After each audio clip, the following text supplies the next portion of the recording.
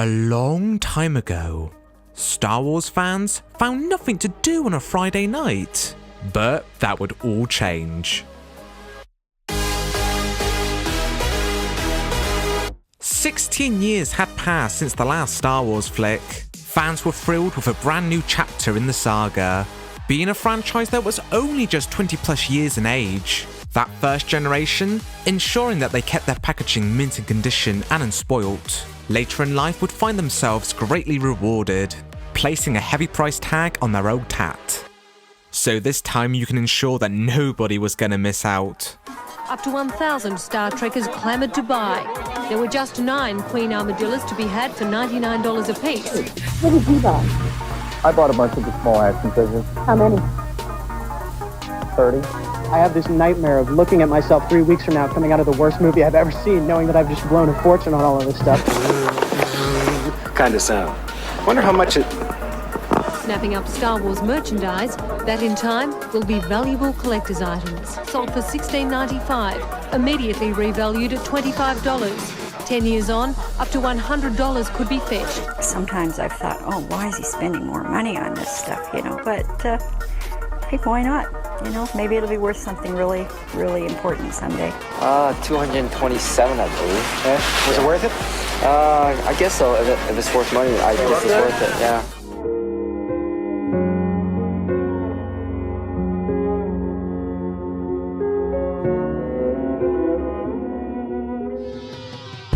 But alas, rising from the bargain bin buckets of the toy store would come one piece of Phantom Menace merchandise that would be more sought after than any other of the figures. For this is the story of Puppet Yoda.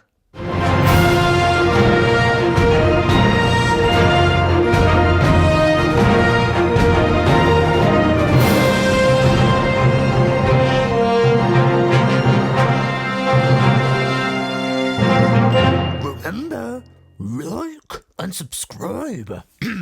Right, enough of the bad impressions, let's get into things. The company responsible for making Puppet Yoda was called Applause, which during the 90s they made dozens and dozens of licensed puppets. Some look okay, others look pretty good, and then there are those few where, well, have you seen the Notre Dame set? More specifically the gargoyles. Yikes, I thought they were bad enough in the movie. Anyhow, most Applause puppets come with 2 tags. One that says, I'm a puppet, with their website info down below, although the site is no longer up, as Applause went defunct in 2004, and then the other tag is just the brand that the puppet is associated with a lot of comprehensible info on the back. Moving over to the Sculpt, I would say it's a pretty fair rendition of Yoda. Even though this puppet was made to coincide with episode 1, I would say this Yoda resembles more from the original trilogy's Yoda, rather than the design we saw in episode 1. Something to note is that this puppet toy only has 3 toes, just like the original trilogy's Yoda, where in the Phantom Menace he has 4 toes. I'm sure that nerdy fact will help you in a pub quiz someday. Now this Yoda isn't very big. At least compared to the one that was seen in the movies. I imagine this was a deliberate choice, as him being smaller means that he's lighter, thus easier to handle and carry around if you're a small child. Judge me by my size, do you?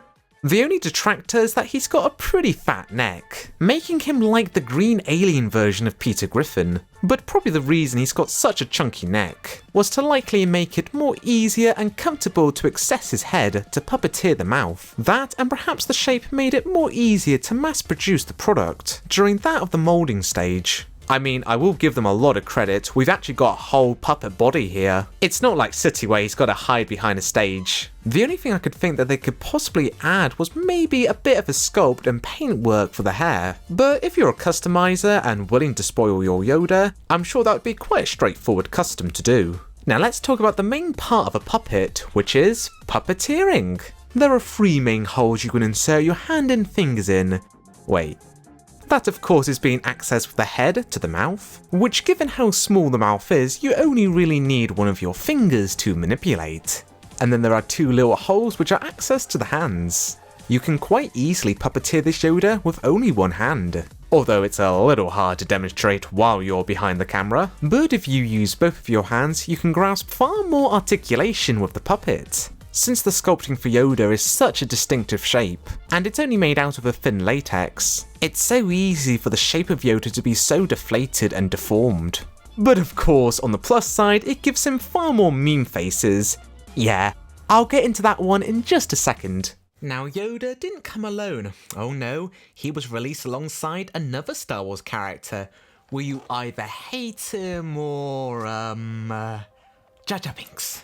He's actually a pretty nice sculpt for the character. Unlike Yoda, where they had to compensate the neck so he looks a little bit uncanny when compared to his movie's counterpart. Jar Jar, from the beginning being a slim alien, were able to pretty faithfully do a good sculpt. His ears are sculpted to be part of the big shape of the puppet, but again, that's probably was done deliberately to make it more easier to mass produce. And like I said earlier, with Jar Jar having a slim build, it makes it much more straightforward to simply slip your hand in and to control the mouth. And it was ingenious for allowing you access to his two eyeballs, as it gives you far more to express with the character. The design for Jar Jar easily allows him for having a better build for being a puppet, at least in terms of a straightforward traditional puppet that doesn't deform or leave meme faces. I would say Jar Jar is the superior one if you want a traditional puppet. God, I wouldn't be thinking that I'd say that over Yoda, but hey, here we are.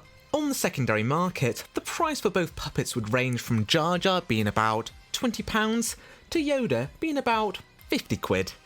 But during the 2010s, that would all change.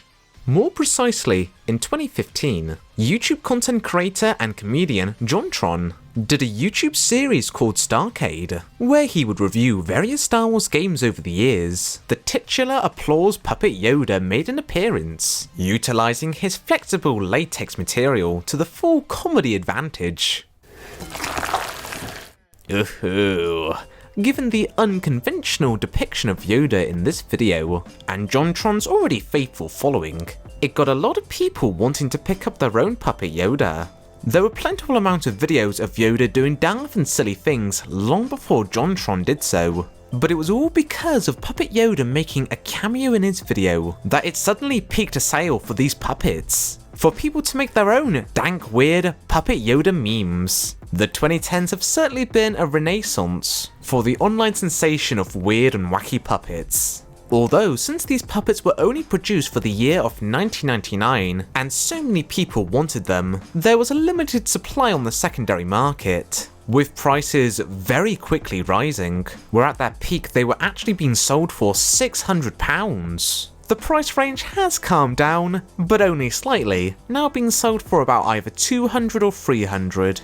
I suppose another reason as to why these Yodas were being so highly sought after, as in terms of merchandise of toy puppet Yodas, there's not really a whole lot of them on the market, with the only other puppet Yoda being released was a small thick rubber Yoda produced at the same time of The Empire Strikes Back. But really, in comparison, it's just a hollow rubber shell. You can only really move his head up and down and that's about it. The Phantom Menace Yoda, you can actually move his mouth like an actual puppet, articulate his head if you really wanted to, and even move his little limbs. In other words, it's the closest puppet to resemble the one that was seen in the movie that you can actually articulate quite substantially. So, would I recommend these products to the average collector? It's gonna have to be a very hard no. Both puppets are made out of a thin rubber latex, the same kind you would see for a Halloween mask. This does allow for rather flexible articulation, but in terms of their longevity, after 20 plus years, they are starting to decay. It appears that heavy usage on these puppets as of late leads to severe deterioration, and unfortunately, given the ludicrous things that people have been doing online with their own puppet Yodas, they've learnt about the puppet's steady decay the hard way. YouTube channels such as Puppet Yoda have currently ceased making Yoda videos just because of how far gone their puppet currently is.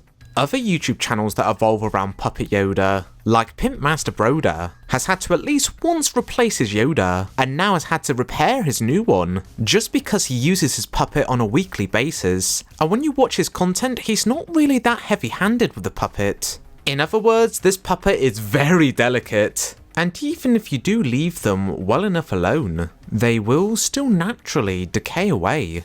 I've hardly touched my puppets since I bought them, but my Jar Jar's left hand is already rotting. I'm a little bit astonished on how good in condition my Yoda is. If they were made out of a thick rubber, like my Godzilla puppet, which was produced roughly about the same time, they would probably stand a better chance. As 20 plus years on, he's still rather in good nick. Given that now we've got an abundance of Star Wars homemakers of making reproductions of rare vintage Star Wars action figures, perhaps there might be some arts and craft guru out there that could take on the task of making reproductions puppet Yodas.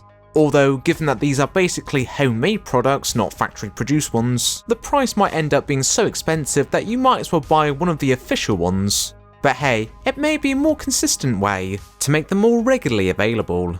Maybe Hasbro could pick up the slack. Given how successful the merchandising has been for Baby Yoda, it could very well inspire them to do more product Yodas down the road, and maybe revisit the puppet idea. But as all things, nothing truly lasts forever, so you might as well appreciate the heck out of your puppet Yoda. In other words, make some frickin' memes. Oh, sorry. Anyway, that's all for now, folks. I'll see you next time.